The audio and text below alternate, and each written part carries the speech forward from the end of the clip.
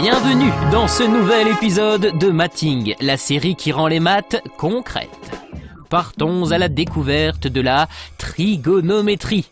Du grec tri pour 3, gonos pour angle, métron pour mesure, soit mesure dans les triangles.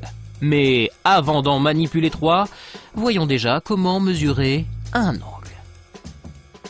On obtient un angle, disons alpha, quand deux droites se croisent. L'angle est l'écart entre leurs directions. On désigne souvent les angles par des lettres grecques, mais ce n'est pas une obligation.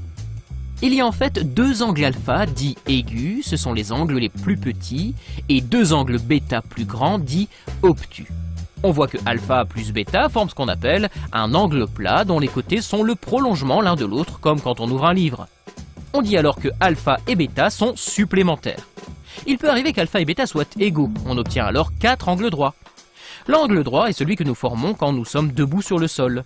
On dit alors que les droites sont perpendiculaires, du latin perpendiculum, qui signifie fil à plomb, ou orthogonal, du grec ortho, qui signifie droit.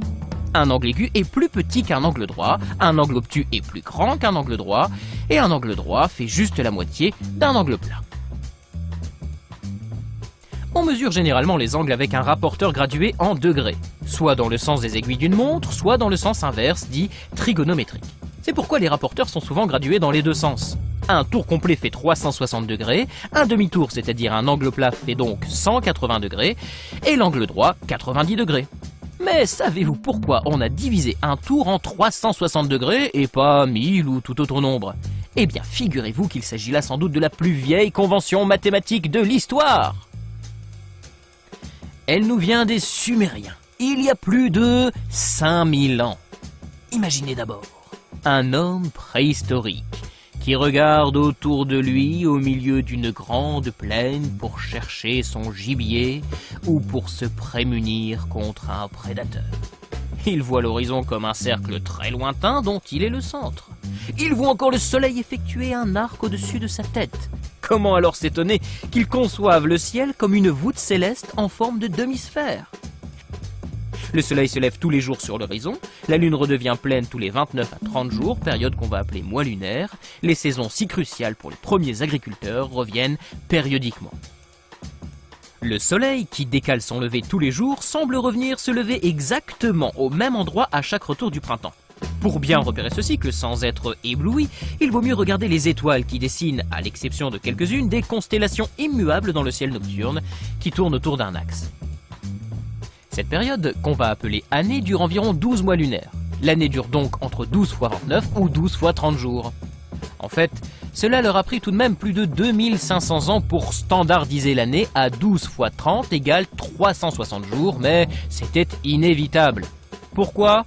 D'abord parce que 29 est un nombre premier, c'est-à-dire qu'il ne se divise que par 1 et par lui-même, alors que 30 est bien plus pratique. Et puis 360, c'est plus proche de la durée réelle de l'année terrestre. Mais quel rapport avec les angles, direz-vous? Mais regardez la course du temps. N'est-ce pas regarder le mouvement circulaire de la voûte céleste? Voyez vous-même. C'est d'ailleurs cela qui les a amenés à étudier les orbites des planètes, de la Lune et du Soleil, et à les tracer dans ce disque en repérant les positions angulaires sur ce fond de ciel immuable.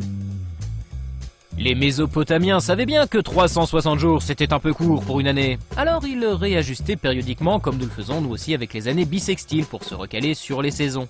Pourquoi alors ne pas avoir pris directement 365 jours? Mais vous aimeriez, vous, que vos angles droits fassent 91,25 degrés? Non, vraiment, 360, c'est beaucoup plus pratique. Alors bien sûr, nous savons que tout cela est lié au mouvement de la Terre autour du Soleil, que les constellations ne sont pas des dessins immuables collés sur une voûte, que les étoiles qui n'appartiennent pas aux constellations sont en fait des planètes. Mais pour les Sumériens, puis les Akkadiens, les Babyloniens et tous ceux qui subirent leur influence, tout cela relevait de la magie des dieux, et les chiffres 12 et 30 devinrent sacrés. S'il fallait compter, alors il fallait le faire avec ces nombres-là. Mais cela ne vous rappelle rien ? Et oui, nous continuons à diviser nos journées en 12 heures et 60 minutes. 60 et pourquoi pas 30? Avec 30, la phrase « Attends-moi un quart d'heure » signifierait « Attends-moi 7 minutes et demie » alors qu'avec 60, c'est un chiffre rond de 15 minutes. Regardez, 30 se divise par 1, 2, 3, 5, 6. Mais 60 se divise par 1, 2, 3, 4, 5, 6. C'est le plus petit nombre qui se divise par les 6 premiers entiers naturels. C'est tellement pratique pour les calculs que les Sumériens comptaient en base 60. Et les dieux en étaient très satisfaits.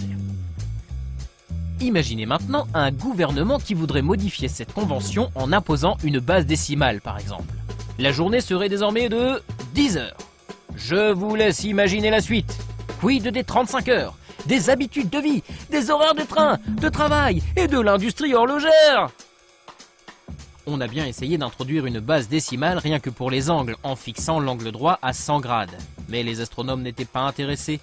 Et cela mettait les angles de 30 et 60 degrés, aux propriétés remarquables en trigonométrie, à 33 1/3 et à 66 2/3. De sorte que les mathématiciens n'ont pas adhéré non plus, d'autant qu'ils avaient pour leur part introduit le radian, qui est une unité d'angle plus conceptuelle, mais qui ne concurrence pas le degré comme mesure pratique.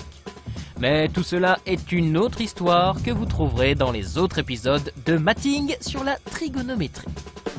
En attendant, vous pouvez continuer à mesurer les angles en degrés, eux-mêmes divisés en 60 minutes d'angle, elles-mêmes divisées en 60 secondes angulaires.